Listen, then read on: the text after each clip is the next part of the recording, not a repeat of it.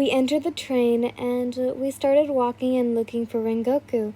Since he are crows, since he informed our crows us that he would be joining us, we walked into a cart. "Umai!" a familiar voice yelled, and I walked in and saw him eating a bento while yelling "Umai." I walked up to him. "You're still so enthusiastic as ever, huh, Rengoku-san?" He then looked at me and yelled, "Umai!" I laughed. I heard you the first couple of times."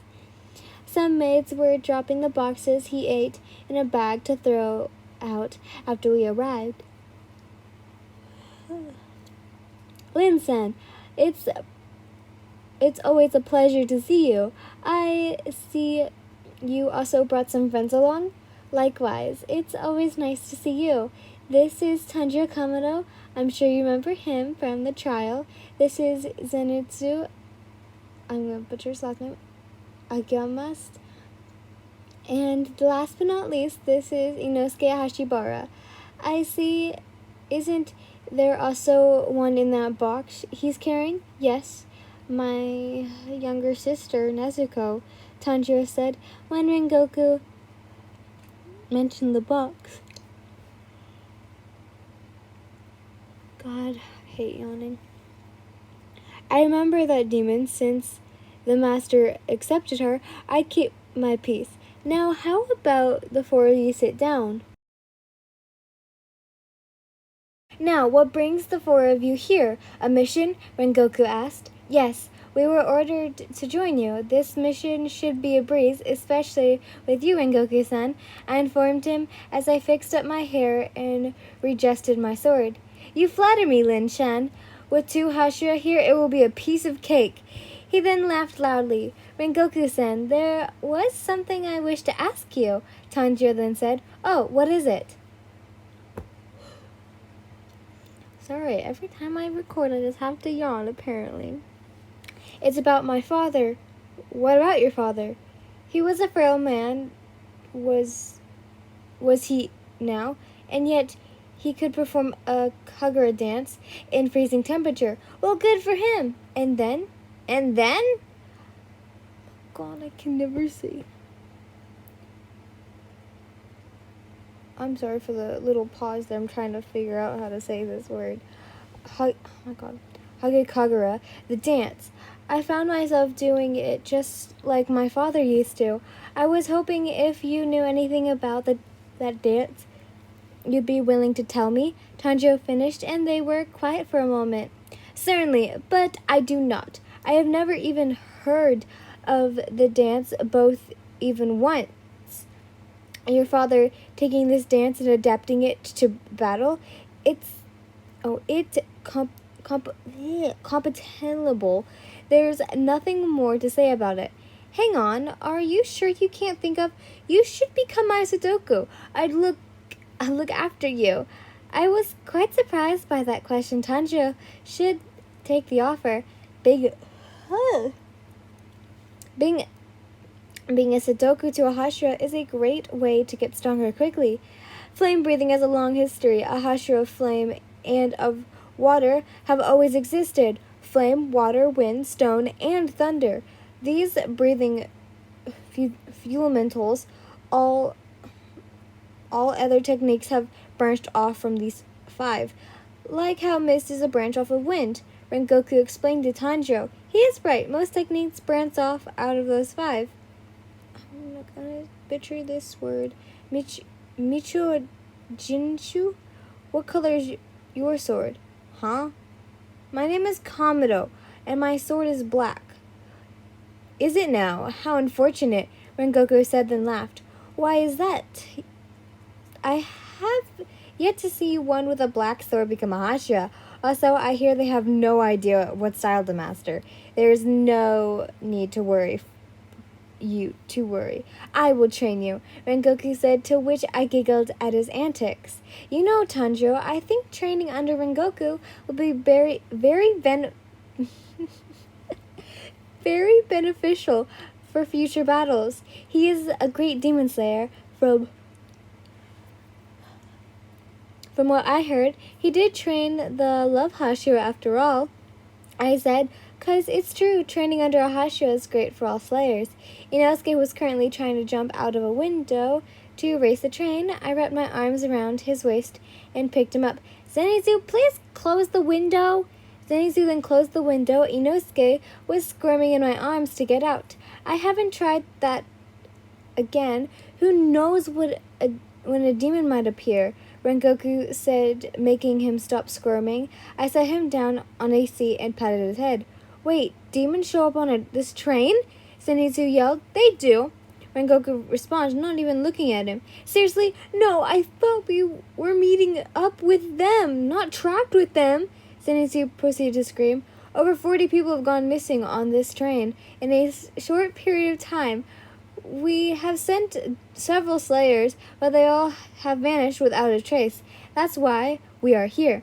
Then Zenitsu is back to screaming and then hugged me while crying. Injan, I'm so scared, so scared.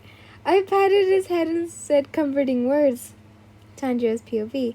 I was watching Zenitsu hug Yin, and she started hugging back while saying comforting words. I got a sickly feeling. One that made me angry, a feeling that wished that was me, and one that wanted to rip Zenitsu off of Yin. It was strange. I have never felt this way before. After he calmed down a bit, the conductor asked to see our tickets, and we gave them to him. Then he punches them and hands them back to us. Then I felt something, a pressure. It became obvious as the light started to flicker in this strange way. They shut off and turned back on. Now it was undeniable. There is a demon nearby in a cart where we are in.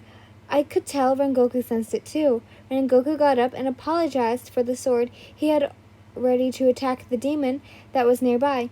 It appeared when all the lights went out and turned back on. What a giant! Did you use a demon blood art? It was hard to detect you. Rengoku saw his blade. I felt his fiery spirit fill the air. Know this. If you bare your fangs at the innocent, I will see your bones turn to ash. With my bright red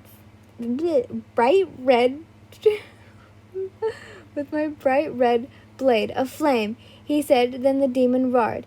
As it ran towards him, Rengoku jumped and sliced its neck. In one slice, he smashed through the door onto the next cart. The demon's body exploded after he landed. He then told us to follow him, and we did. Me and Rengoku found him. Many people were fleeing that cart, but one man was frozen in shock. The demon tried to attack him. The other three caught up. Inosuke went to attack him, but it grew one more arm and deflected Inosuke's attack.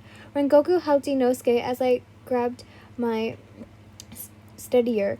I landed in the back of the cart. Please, sir, find somewhere safe as we take care of this. He thanked me and ran to another cart to hide in. Rengoku then sliced off the demon's head, finishing it off. I'm glad I finally got to see you in action, Rengoku-san. It's an honor to watch your work, I said, walking next to him. That's not totally cool, bro. Talk about genius swordplay. Please let me tutor under you, Tanjiro said while slightly crying. Very well then. You'll make a fine swordsman, Rengoku responded. Can I join? Yeah, me too, Zenitsu and Inosuke asked. They all gathered around Inosuke. I'd be willing to take you all in, Rengoku responded. You're awesome, Aniake, which is another word for big brother or elder brother, or just superior, but it's used for big brother. Then all of them, one by one, said, Aniake. Thank you so much, Aniake. I laughed along with Rengoku-san. No one's POV. Soon every passenger on the train was asleep, except for a couple of children and the conductor. The conductor ran to an empty cart. While crying, he fell to the floor. As I was ordered, I put them to sleep. Sir, please do the same to me, won't you? Let me return to my dead wife and daughter. Please, I'm begging you. the man pleaded, bowing to his knees. A hand with an eye and a mouth fell onto the floor. After, a voice said, "Certainly. You did a fine job. Now sleep forever." Why am I doing this voice? The hand said, and the conductor was put to sleep. "Dream that you are with your family again." I'm going to stop that. "Pardon me," a young girl said behind the hand. "What would you like from us?" She mentioned herself along with the 4 other children.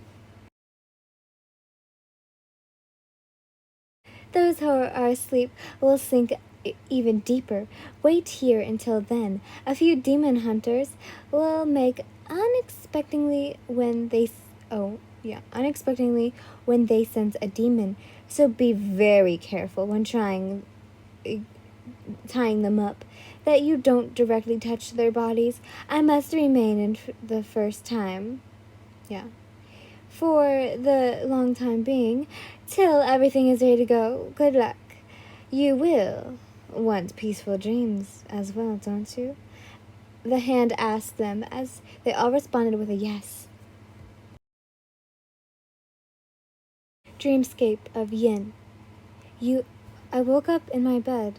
I looked down to see I was in my Slayer uniform. It was strange. The bed was so familiar. In fact, the room seemed familiar. I got out and heard humming. I followed it and saw something I wasn't expecting. A woman with colored hair turned to look at me. "Good morning, sweetheart." "Oh, dear, what is wrong?" I cried as I saw her and ran straight for her. "Mom!" I hugged her tight. I'm so incredibly revealed and happy. I couldn't believe I was hugging my mother again. "Darling, is something wrong? What happened?" I hear another voice. I turn to see someone with the kind eyes I have missed dearly. Then I ran to him and hugged him, even crying. "Father, you're alive!" "Are you sure you're all right, dear?" my mother asked as we ate breakfast. "I'm fine, Mother. There's nothing for you to worry about," I said as I ate breakfast, and then after I finished, we all went into town. "Mother, can I go see the children at Mr. Landmorris's house?" I asked as she nodded. Then I ran to the house. Mrs. Landorris taking care of all the children when their families are busy, and I help out. I'm so glad that dream I was having wasn't real, though it felt like it went on forever. But I guess dreams can do that to you. I opened the door and all the children turned to look at me and smile. "Look, Yin is here! Yin! Yin, are you to play with us today?" all the children asked, getting excited, and I walked and said, "Yeah." "Oh, Yin, it's always so lovely to see you," Miss Lanamore said. "As you were enjoying the dream, you were trapped in a child about the same age as you went to conquer a corner of your dreams, to cut a small portion open to enter your subconsciousness. Ah, I found it. The girl cut open your dream to enter your subconscious. Then she walked in. What she saw amazed her. It was the most peaceful and elegant subconscious she had ever seen. This is girl's subconscious. It's so beautiful." She teared up.